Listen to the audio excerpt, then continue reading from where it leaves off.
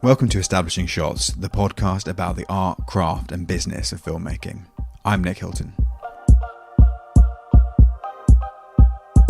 We're partnering on this episode with the great film site CineVue, which, if you don't already know, is one of the top British film websites for reviews and features, looking at a range of films from independent films, art house films, through to all the blockbusters. That's all available at cine-vue.com. That's cine-vue.com. Right, so this week I'm here at New Broadcasting House, home of the BBC, with Sheyma Buali, the director of the BBC Arabic Festival. Sheyma, hi, welcome. Welcome in your own house, which feels very odd. I've come to you. So the festival starts on the 22nd of March. Tell me just in brief what the kind of mission statement of the festival is. Okay, so basically the festival is we tag ourselves as presenting films and documentaries from today's Arab world.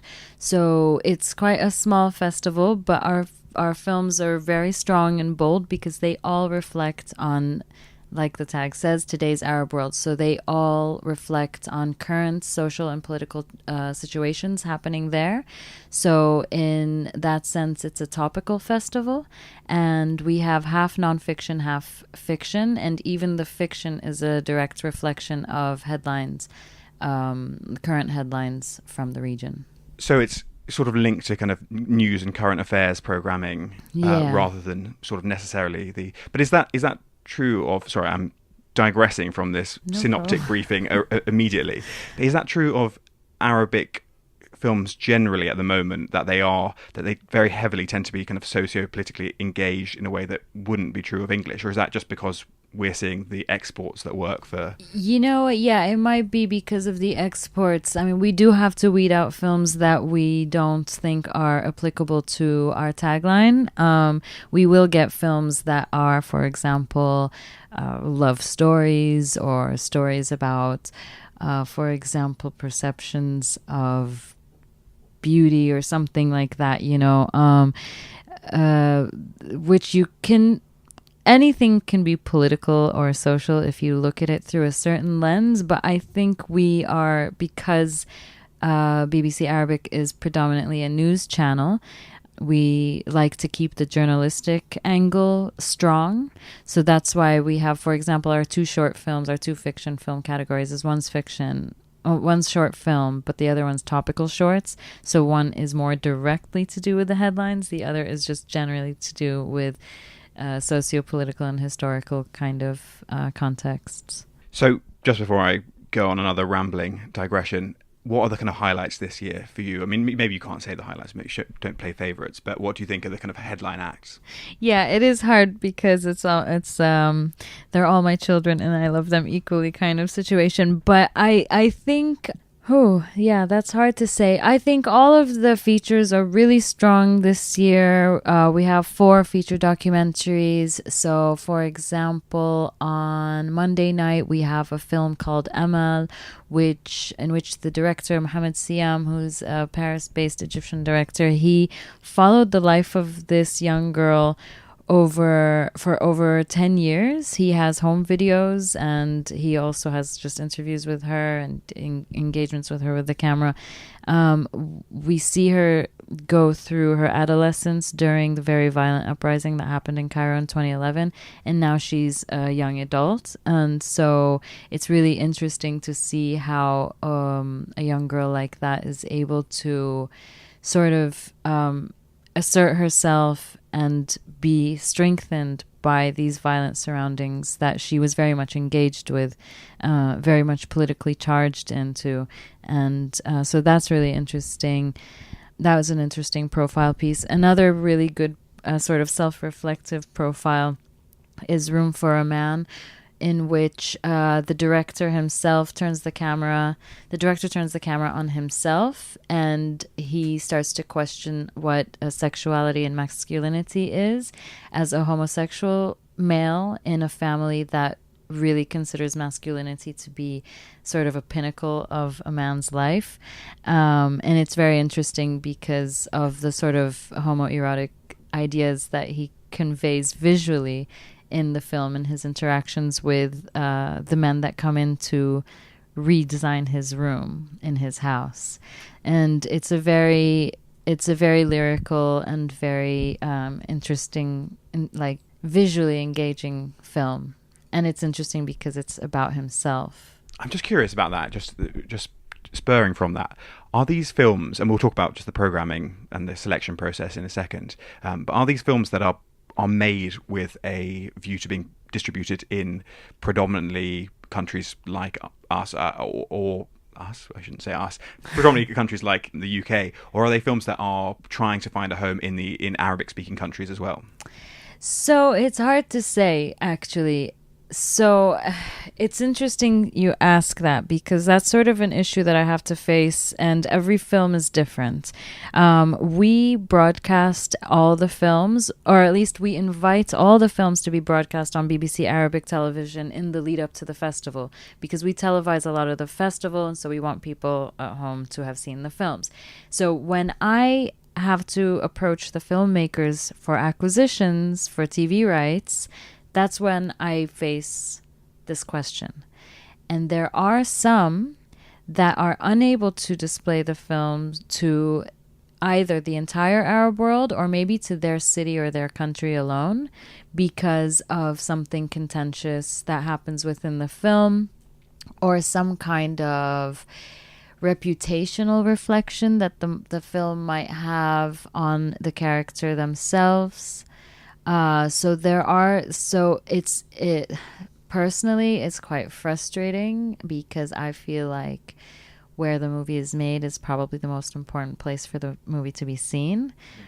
But I mean, that's just an aspect of what we hope is an ever-growing audience.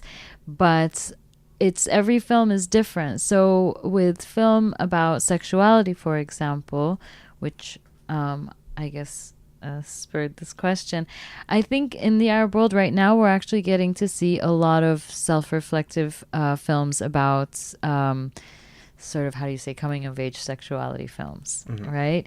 And they are definitely being screened in the Arab world. Yeah, they are made for everyone, I think. Let's talk about the programming process. How did you settle upon this display of films? So it's actually, the programming process is a bit different from other festivals. So I'm not allowed to go out and choose films. So what we do is we open a very broad public call for films, which is very much directed towards the Arab world. But it's also very global. We have international filmmakers. We have filmmakers from Canada, Hungary, wherever. Anyway, what we get is a few hundred films by the end of the call. So this year, I think we had about 300 something films. They go through an internal sort of process whereby we make sure the film is of a certain quality, it's the right theme, it's the right details, that have to do with our criteria. And then it goes to a pre-selection committee, and then it goes to the judging committee, who actually, they each get 10 films for each category. And then they actually choose the last 5 that make it into the program. They also choose the category winner. So the final 20 films that we end up with are chosen by an external panel of judges. So it goes through 3 stages of rigorous kind of selection, basically. And what's the sort of breakdown of where those films come from? You mentioned there that some of them come from sort of Arabic diasporic communities. Do you also have films that are by non-native Arabic speakers? Yeah. The Hungarian and the Canadian are actually Hungarian and Canadian. Right. They're not of Arab descent. We do have Arab descent Europeans, but we also have Arabs living in the West, as in like in the US or in Europe. But we also have a lot of Arabs in the Arab world. So, for example, we have a few filmmakers coming from Baghdad this year. We have quite a few coming from Beirut. We've got, let's see, who else? We've got from Morocco and from Tunisia. So these are the Arabs living in the Arab world. Otherwise, we've got Christy Garland, who's coming from Canada, Ben Semate, who's coming from Hungary. His film is about pigeon fighting in Cairo. Chrissy's film is about a young woman in Gaza who wants to join the police force.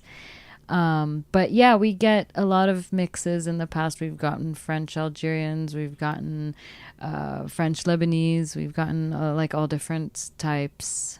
Yeah. And what about British? Any British filmmakers in? We've had British, actually. Not this year. No, not this year. But last year we had Jacob Boswell, who made a film about a non-violent protest in West Bank, as led by an arts teacher there. He was from Oxford. He lives in Beirut now. But yeah, we've also had UK-based Iraqi filmmakers. We've had, the thing is with the Arab issue, or like the regional politics there, is more and more we're seeing nation state boundaries broken down.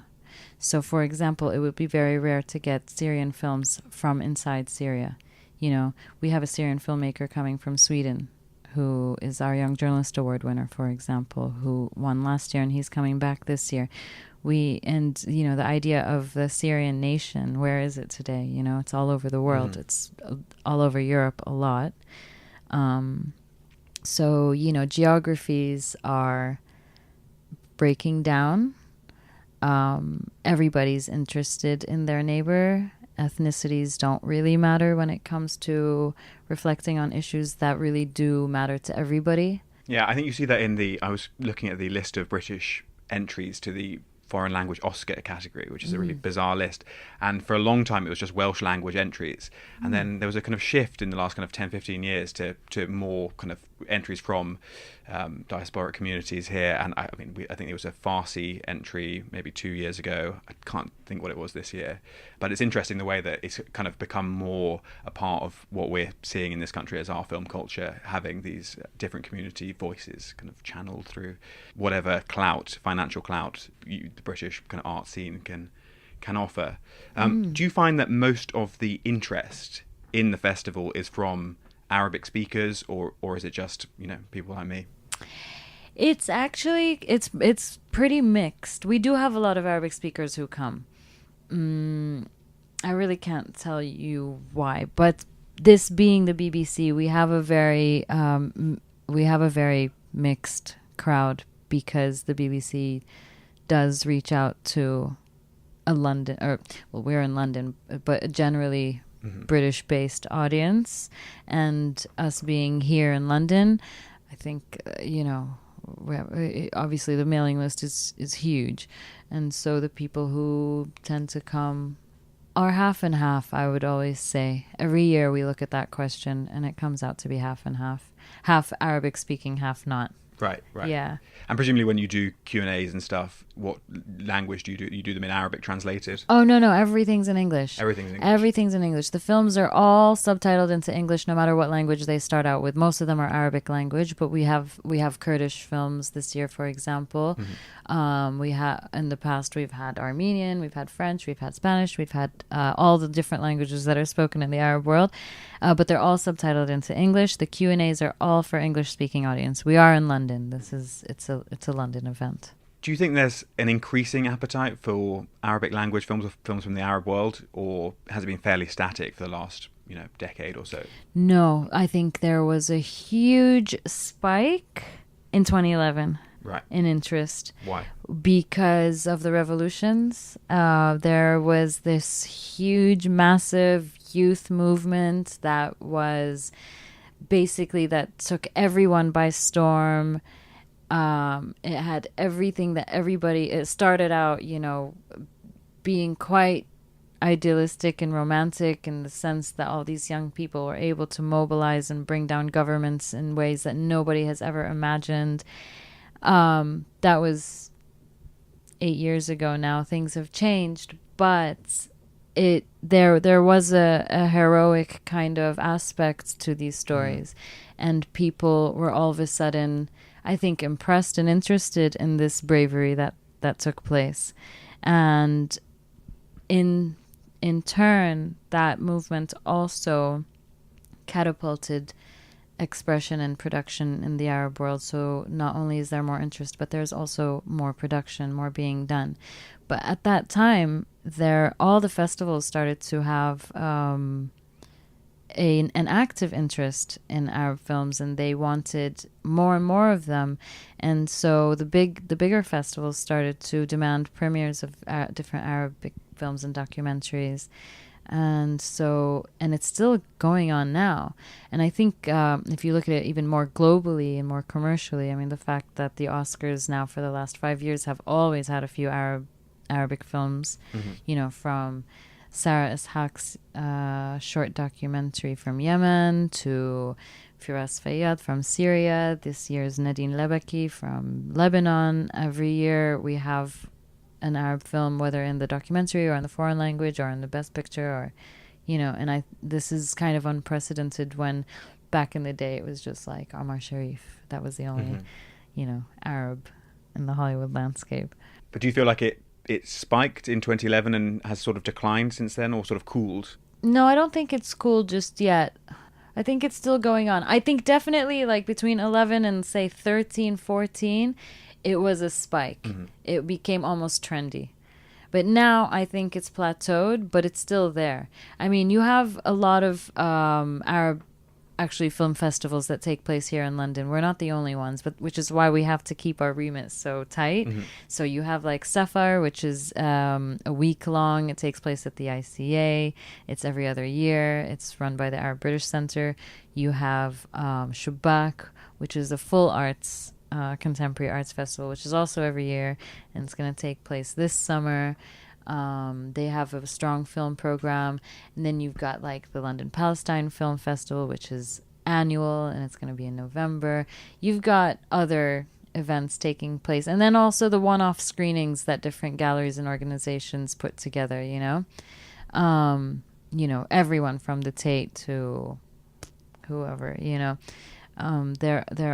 There is a lot going on in terms of Arabic film. Is there a danger, I guess, just thinking about what you said about the spike in 2011, and also seeing now that kind of it feels like the Arabic language films that get cut through in terms of the US and UK markets are to do with the ongoing unrest? And is there a danger that the interest in Arab films is so pegged to turbulence in the region that it's sort of an odd kind of hedge against the kind of socioeconomic upset in there that the arts community thrives? Or does that just happen everywhere, that there is important political military actions?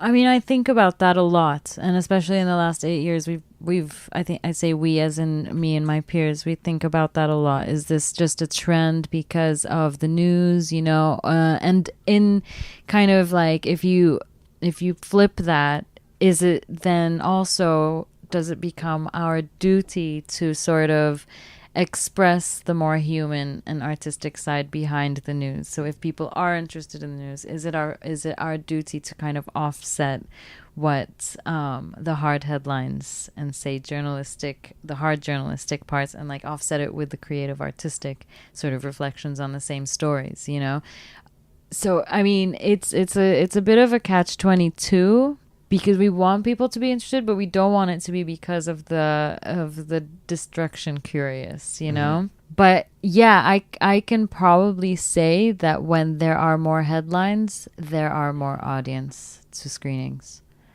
In other Arab-based events that I've worked on, that has definitely been the case. More headlines means more audience. But when I think about other regions, I mean, like, for example, it's interesting because, like, let's say right now, Latin America, like in South America, there's a lot going on, right? We're not seeing a huge interest. I don't know if it's because there hasn't been product for there to be demand, mm-hmm. or, I mean, I can't really say. But you would naturally, if a sort of liberal Venezuelan movie came out now, they would find it a lot easier to sell it from a PR angle, I guess, is the thing. Yeah.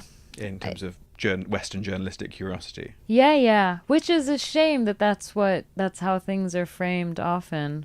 I don't know. I guess that's what leads the mind to open, is the more you hear about it, no matter how you hear about it. I mean, maybe if let's say Roma, for example. I think that people are now all of a sudden also more interested in films from Mexico because this amazing film from Mexico came out. Okay, it's not because something political has happened in Mexico. Or is it? Is everybody interested in, what's going to happen to the wall, and all the Mexicans are going to, stand up for themselves, and there's going to be this, kind of strength. So let's see more stuff from Mexico. But we don't know. I don't know. I mean, it's an ongoing question. It's one of those kind of chicken and egg questions. You don't want to say, yeah, that's the case. But at the same time, you feel it's part of the case. It's a tough one. So to leave that alone for a second, would you classify these as sort of art house movies, independent movies? Well, obviously, what would... This is a question not really related to the festival, but if I went to a cinema in Cairo or, Riyadh, I don't know if they are public cinemas in Riyadh. There are now, yes. What would be showing there? Presumably not these sort of films. Presumably not. So in Cairo, you would see more of the sort of commercial films playing. So like right now, so Egypt has always been known for its kind of movie churning machine. Mm. It's sort of like Bollywood, right. How like there's a lot of just very commercial, right. Like fast selling ticket sort of comedy, slapstick, that kind of thing. So that's probably what you would see in a lot of the cinemas in Cairo. And I mean, not to be specific about every city. Unfortunately, in the region, I think they're more interested in Hollywood and blockbuster kind of movies. But at the film festivals in the region, yeah, these films will play. In specialty pop-up cinemas and art house cinemas, yeah, these are the kinds of films that play. So in the region, these would be considered art house. They wouldn't be at your local multiplex. Yes. And are there countries that have a sort of more developed sense of sort of art house cinema? I don't know, I imagine Beirut to have a trendy cinemas. Yeah. Beirut will like have the Metropolis, and they have different kind of galleries that will do film screenings and that kind of thing. Cairo the same. They've got Zawiya, which is a program, Cinematech, which is also a program. So they have, but these are again, they're art house. They're people who are interested in that scene almost. Mm. Who will attend these things. They're not the multiplex ticket buyers, So every town's got it. I mean, even in London, so we've got like the Curzon, for example, which is a little bit more international, and on the cusp of commercial and art house, right? So you've got that. But then you've got a place like Close Up, but like a place like Close Up over off Brick Lane, that's probably like one of very few in this big, great city that will be predominantly art house, like the stuff but I guess it's a little bit more ubiquitous here than it is over there. So it's shades, isn't it? But yeah, Beirut, Cairo, maybe Dubai, Tangiers, there's a little bit of a art house cinema kind of place, but other cities maybe a bit less so. Just finally, I always think it's interesting what the kind of first point on a press release for any movie or festival is. And the first point on the press release I saw on this, and it's a very fine press release, but it says, I can't remember what the exact number is, should have printed it off, but a record perhaps number of female filmmakers in this year's film festival. Can you tell me a little bit about kind of whether there was a concerted effort to try and get more female filmmakers in, and sort of how the development of women filmmakers in the region has kind of translated to the festival? So we always want more female filmmakers. It was not a concerted effort, and actually that is not just about female filmmakers, but it's also about women's stories. So women's stories meaning stories that focus on women, I guess. So this year we have like we have kind of mother's stories. For example, Randa, a story about a Lebanese woman who married a Palestinian militant, and her son is now the director of this film. He's recounting the story of Amal that I told you earlier, the story of Wala, where her mother is a political prisoner and she wants to join the police force. So how does she negotiate something like that? You know, we have Katia Jarjoura, who's Lebanese but Paris-based, and she's got this amazing short film called Only Silence, which I hope to see her turn it into a feature. So I feel like it's not just in the female filmmakers, but also just like turning the camera on stories that have to do with women, having to do with like rape during war, you know, like the weaponization of rape, and you know, motherhood, and how mothers and wives deal with political imprisonment. So it's actually an interesting thing, because I've seen that sort of gradually on the rise in this festival quite a bit. It would be nice to see also more like historic perspectives on different women and their roles historically in the region, but I wouldn't be able to tell you what the science is behind that. No. I think it's good that there is more interest in that. In a rough sense, I mean, I guess the entire film industry is trying to commission more films by and about women, program more films by and about women. It's sort of a big conversation point and has been for some years. Do you feel like there's an extra pressure, or maybe even an extra like level of condescension when people talk about films coming from the Arab world, where I guess women's rights have been more late to develop? And do you feel like there's an extra scrutiny on the role of women in your program?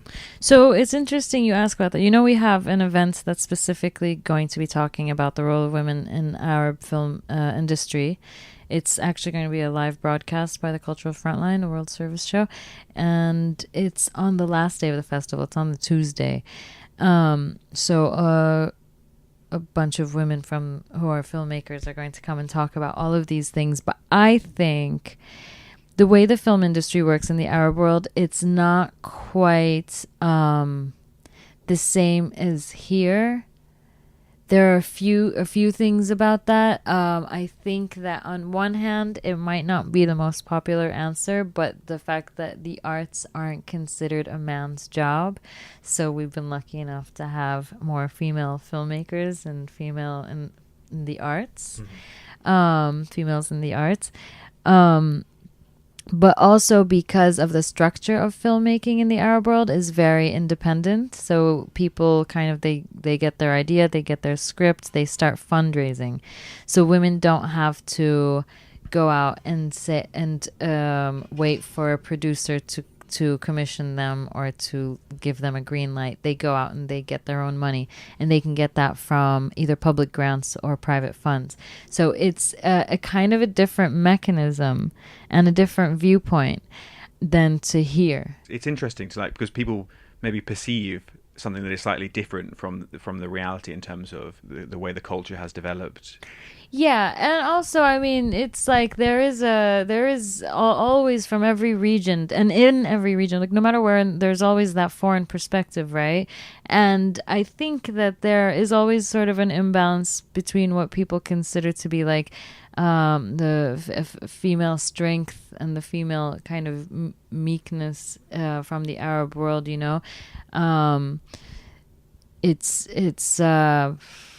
I think that the Saudi women driving business has overshadowed a lot of what does take place. I think in Eastern countries you've seen quite a bit more, you know, female leaders, you know, maybe not in the Arab world, but also I think contexts are different. So like what I'm explaining about the way that the film industry works, you know, it's not, we don't have top head male producers that we need to rely on, you know. In fact, some of the most powerful women in production in the Arab world are women. You know, the CEO of the Doha Film Institute, which gives money to films all over the world, is a woman, Fatma al-Rumehi. She's a mother of 6 and she's awesome. You know, Rima Mismar is heads the Afak, which is also like a fantastic Beirut-based arts funding organization. And these are probably the 2 biggest funders in the Arab world. You know, you'll see the Doha Film Institute logo on a lot of films. So, yeah, I mean, I don't know what that's going to tell us for the future or how it defines today, but it's a good thing. Great. Well, fantastic. Thank you for talking to me. Can you just remind me of where and when everything is? So the festival takes place from March 22nd to the 27th here at Broadcasting House in W1A 1AA. It is absolutely free. All you need to do is go online and get your ticket. And the URL is bbcarabic.com/festival. Thank you. Thank you. Thanks for listening, and don't forget to subscribe on iTunes, and please leave us a review there if you've listened this far. If you've listened this far, you're clearly a huge fan. Please leave us a 5-star review and say some kind words, and it helps people find us. And you can also listen on Spotify, TuneIn, all those various places. And if you're interested in advertising on the podcast, drop me a line at nick@podopods, that's PODOTPODS.com, and we can have a chat about that. Thanks for listening, and speak to you soon.